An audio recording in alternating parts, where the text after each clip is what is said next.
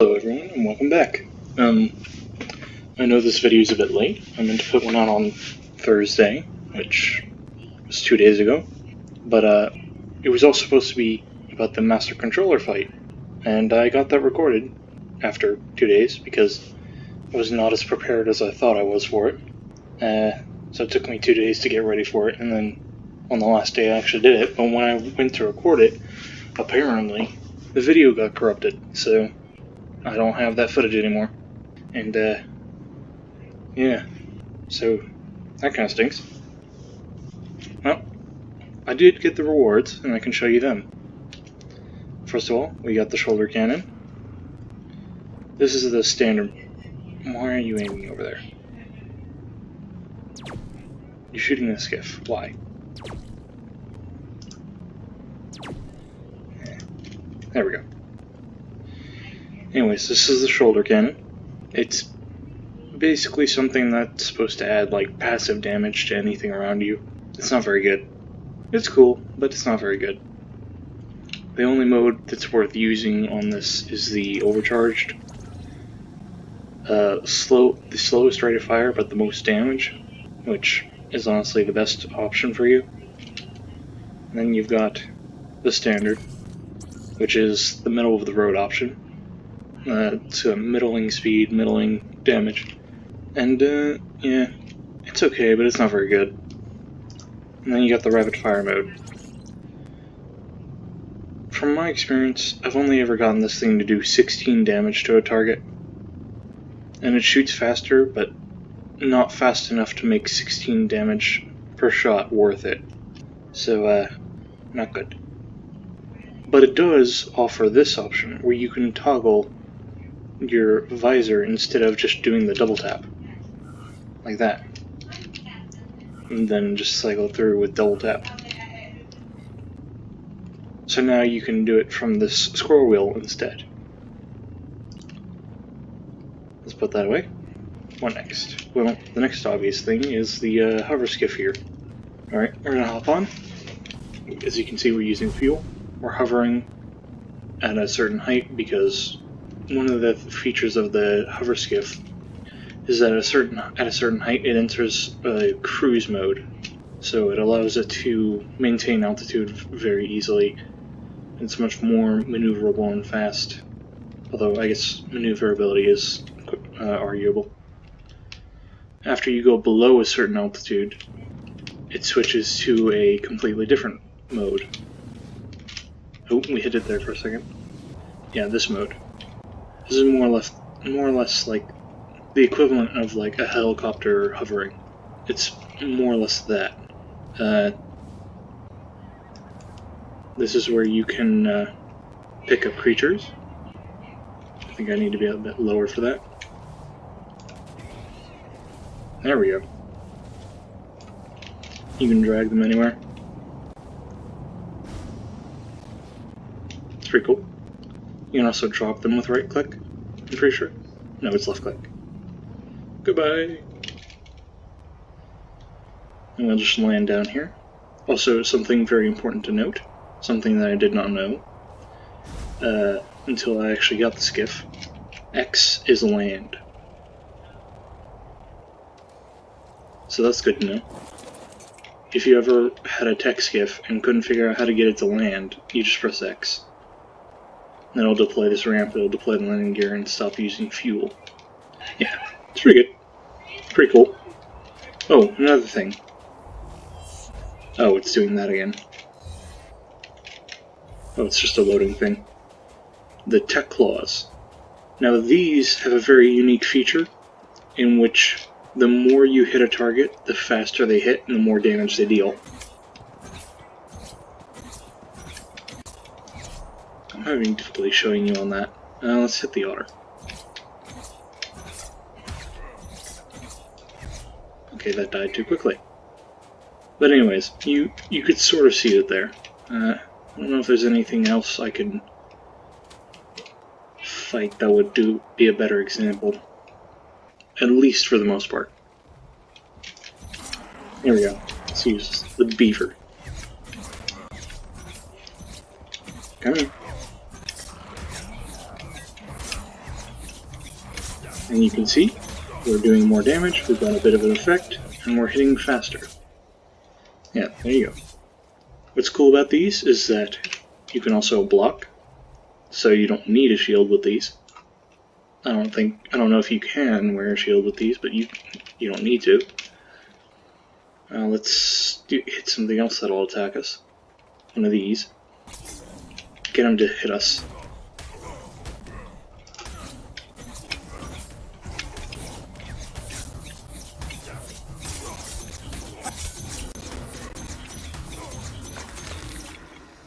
Yeah, pretty good. Well, those are the tech claws. Or not. Actually, this is a perfect opportunity to show you this. Now you can get the Astrocetus with a great deal of difficulty fairly early in the game because you can go to the lunar biome at any point, and if you have access to like cannons or catapults or whatever, then you can get these fairly early, depending on how. And it'll be difficult without the tech skiff, but you can get these. I did pump a little bit of movement speed into these, but not much. So if you hold space, it brings up this. This is the warp mechanic of the Astrocetus. You just click, and it'll take you a very short distance forward. Which is cool, not great. This isn't exactly a combat mount, as far as melee damage is concerned. Health and weight would probably be your best bet. Stamina next best, and then speed if you're satisfied with the stats and you need more, you have more points that you want to put in. It's very unlikely, but it could happen. It has a little platform here that you can build on, so you can put like beds or an extra turret on here or whatever. I wouldn't recommend turrets though because it's already got turrets.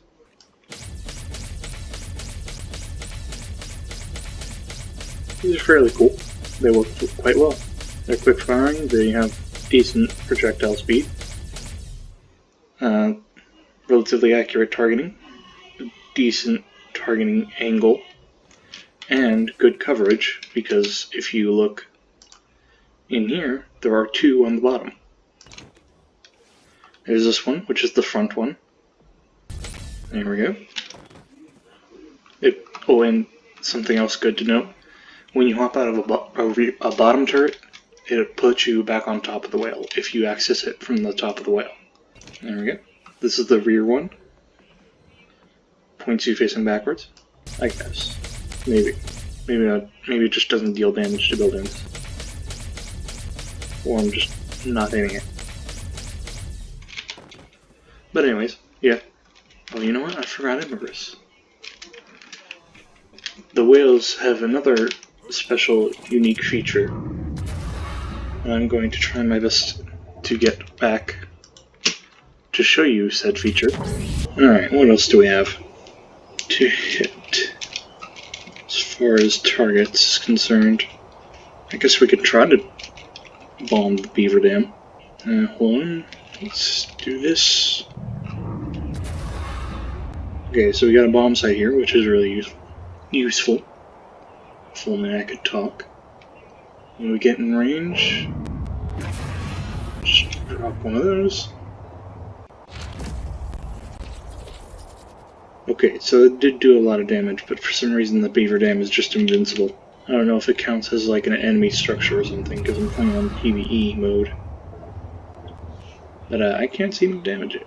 That only took up one ambergris, so this, depending on how much you have and how quickly you're able to get them, it's relatively cheap to just nuke the entirety of the arc. Yeah, there you go. There's an accurate damage number. So this thing would be a beast in a battle, but not due to its melee damage. Its melee damage is good, but not great. It's enough to deter anything from getting too close, but not enough to actually be its primary damage roll. For this, you'd definitely want to be using the ambergris bombs. So yeah, they're pretty cool. Something I have an idea for, maybe in another series, is perhaps building a sort of space dock for them, or a hangar or something. Then when we get Genesis Part 2, we get the Astrodelphus, which is supposed to be like some sort of variety type fighter creature, similar to the Astrocetus. Although the Astrocetus is more based off of the Flying Fortress from World War II. Well, quite literally a flying fortress. But, yeah, I mean, it's pretty cool. It's probably one of my favorite creatures from Genesis. Like, we got the Ferox, which was pretty cool. We got the X variants, which are all very good. Not great, but they're very good. We got... what else do we get? We got the Bloodstalker, which is an amazing traversal mount. Great for getting around. Not necessarily the best for combat, but definitely a good tame. Then we got the Magmasaur, another one of my favorites. Probably second... Actually, no, I think the Magmasaur might actually take the place from the Astrocetus, simply because you can get it relatively early on. Like, in order to actually use an Astrocetus with the tech saddle, you have to have beaten the Master Controller, specifically the Beta Master Controller. You can beat the Alpha. If you can beat the Alpha, you get it as well, but the Beta Master Controller is the easiest version of the Master Controller you have to fight in order to get this. And it makes sense. This thing is really powerful. You can see how this might be really threatening. Give it a, I don't know, a Tapahara X Escort with tech saddles, and then Genesis Part 2, you'll get the Astrodelphus. So, yeah, this thing could be really good. I don't think... I could see why people in PvP would like it, unless I can take it to another series. I don't really get to use this. I just get to play around with it a little bit. I have them. It's good to have them. I have 3 of them, actually. This one and then 2 others. But I don't really have any use for them at the moment.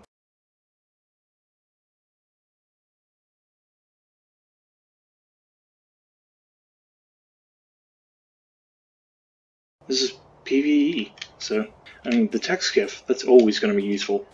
You can pick up relatively large tames in comparison to it, and take them off and tame them. You don't even really have to do much in order to get a good tame going. It makes taming very easy. Not to mention something I mentioned before, but that was in a clip that I didn't get to use because it got corrupted.